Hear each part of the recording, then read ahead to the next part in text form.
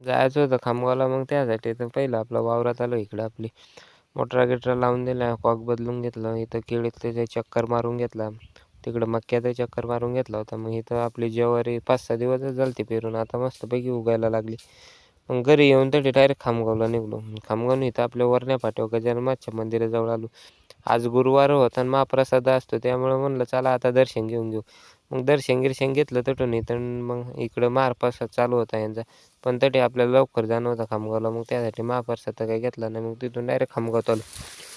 खामगावात येऊन इथं आलो. युनियन बँकेत काम होतं, ते काम तर झालं, पण त्याच्यात म्हणजे 2-3 घंटे त्याच्यातच गेलं. मग तिथून इथं आपल्या तुळजा टायवरवर आलो. इथं काम होतं ते करून घेतलं आणि मग इकडं डायरेक्ट आपल्या IDBI बँकेत आलो. तिथून आपलं पैसे काढणं होतं, ते तेवढं पैसे काढून घेतलं. मग गुरुवार होता तर मग इकडं आपलं चिल्लर कामं करून घेतली, बाजार करून घेतला आणि मग आता घरी जायचं होतं.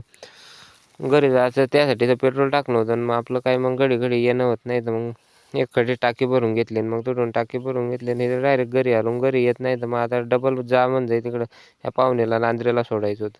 पुरे बेकार म्हणलं, पहिलंच तर थकून गेलो ना, आता डबल. पण आता सांगलं तर जावं तर लागतेच, मग त्याला काही इलाज आहे का. मग पाहुण्याला घेतलं नाही तर डायरेक्ट नांद्रेला आलो आणि त्यांच्या घरी सोडून दिलं. मग आता तटून निघलो होतो घराच्या अंगा. आजच्यासाठी एवढंच. कल रात भर नींद आती नहीं.